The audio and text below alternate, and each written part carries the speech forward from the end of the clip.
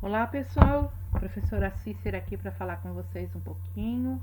Nossa aula de português, quarto ano C, nossa aula do Aprender Sempre, volume 3. Pessoal, aula 7. Nessa aula 7, ela também é uma aula de leitura, né? Essa sequência do Aprender Sempre, ela é uma sequência de leitura, tá? De ler, de conversar.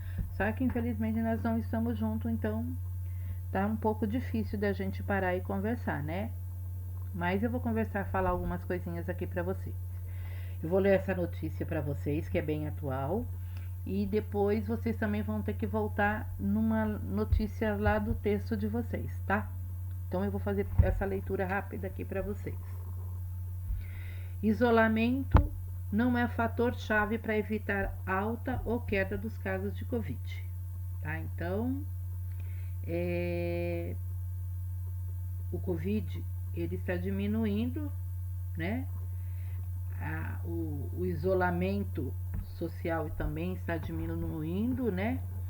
E algumas coisas, eles vão comentar aqui algumas coisas para a gente observar a respeito disso.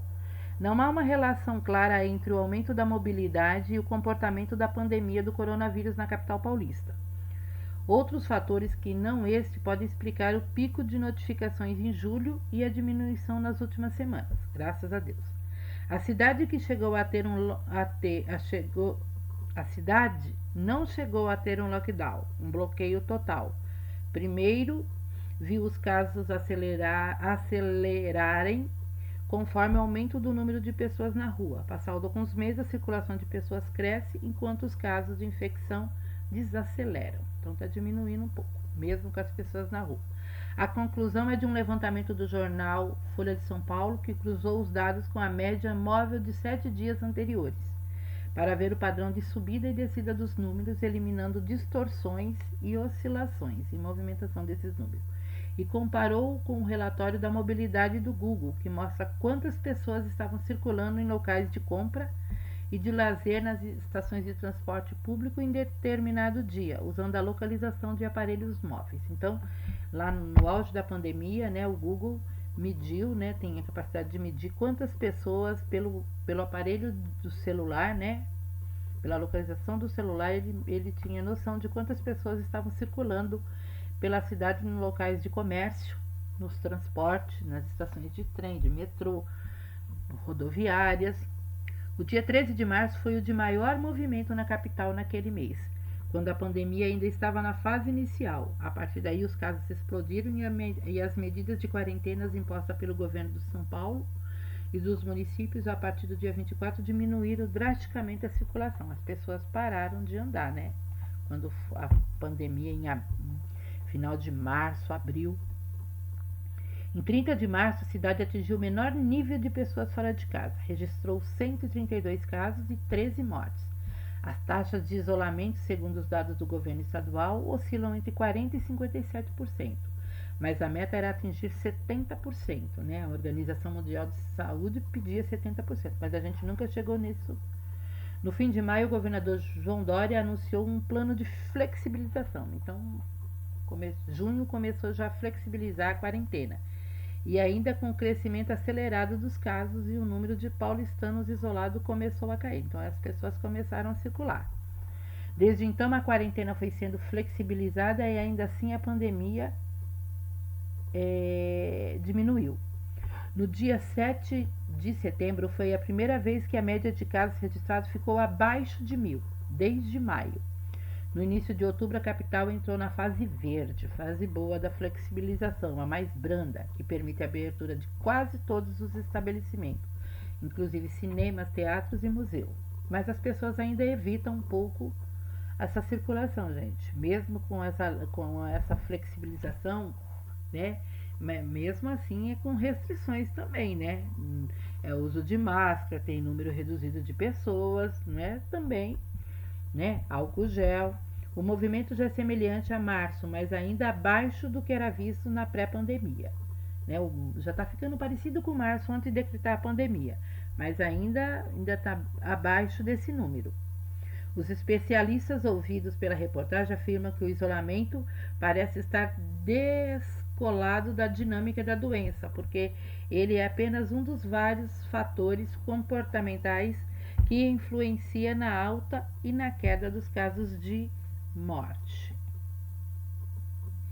A mobilidade não é por si só um fator de risco para a transmissão do SARS-CoV-2. E a falta de mobilidade não equivale a não transmissão. Não é porque muitas vezes as pessoas se reúnem dentro das casas e ali tem alguém contaminado e contamina todo mundo. Equivaleria só se ninguém precisasse sair.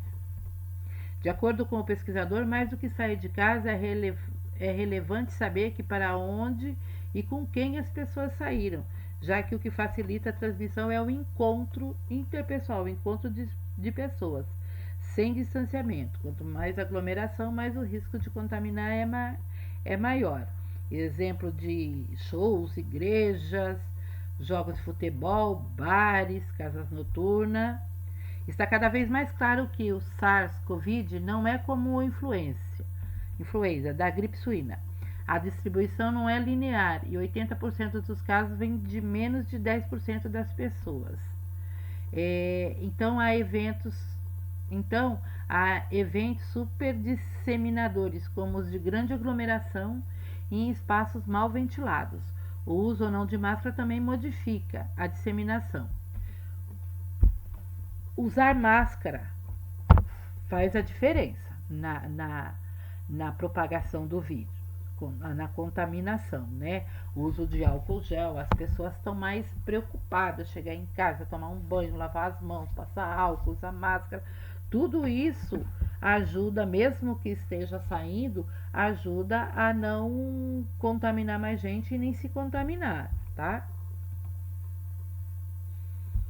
Rosana Richard, consultora da Sociedade Brasileira de Infectologia, também lista uma série de variáveis que podem explicar a curva da pandemia, como a climática. O clima parece ganhar força com o frio. O vírus ele é mais forte, ele ganha força para se transmitir no frio.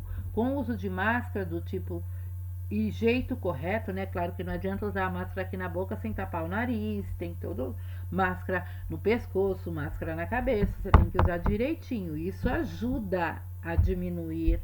E nós já estamos numa fase, tudo bem que não está fazendo muito calor, mas a gente já está vivendo uns dias mais quentes. Então, o vírus não gosta de temperaturas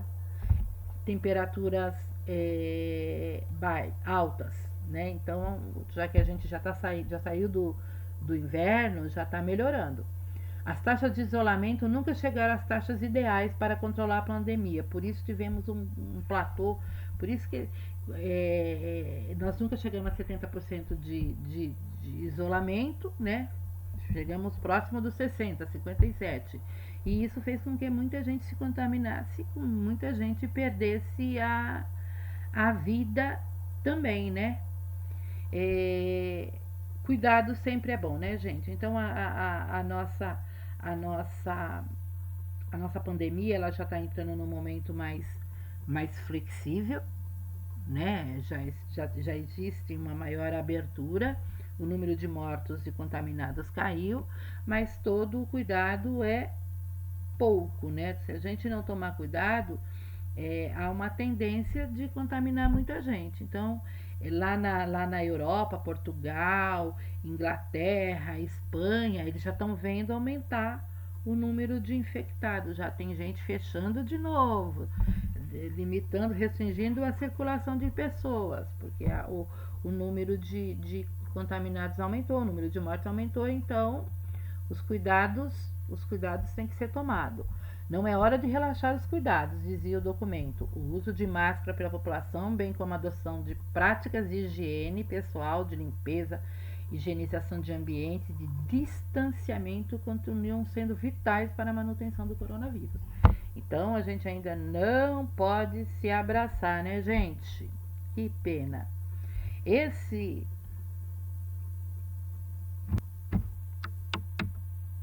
Nós fizemos na aula 5 e 6 a leitura dessa reportagem. Aos poucos, alguns países vão relaxando a pandemia, né? A leitura que a prof anterior para vocês, a Pro leu de um jornal mais atual e falando do Brasil, né, de São Paulo, falando daqui. Então, vocês vão reler essa reportagem, né, que fala do distanciamento. Essa reportagem, ela é de maio, ela é um pouco, já está um pouco atrasada, né, gente? Já tem um tempinho que foi feita. Mas lá eles também fizeram medidas, né, medidas para controlar a pandemia, medidas para reabertura. Lembram? As crianças falaram também como estava sendo. A Pro pediu para vocês fazerem também um relato, né, de como estava sendo a quarentena para vocês, para as crianças do Brasil, como é que estava sendo. E agora na aula 7 também é de leitura, tá? Roda de leitura, mas não dá pra gente fazer roda de leitura. Então é por isso que a professora já leu a reportagem para vocês. E ainda sobre esse assunto, né, da pandemia, vocês vão pensar nas perguntinhas que tem aqui pra gente refletir, tá? Aqui tem a número 1. Com o seu professor, escolha os jornais ou digitais. Aquele jornal que eu li a reportagem é um jornal digital, tá, gente? Sobre a situação da pandemia no Brasil, na sua região. Ali fala mais de São Paulo, né? Da situação de São Paulo. Número 2. Após a roda, tente encontrar informações para a seguinte perguntas e anote. Quais foram as últimas medidas tomadas no país ou na região para a contenção da pandemia? Tá?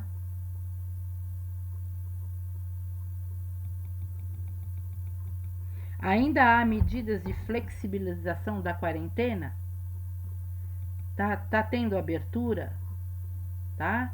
Vocês já devem.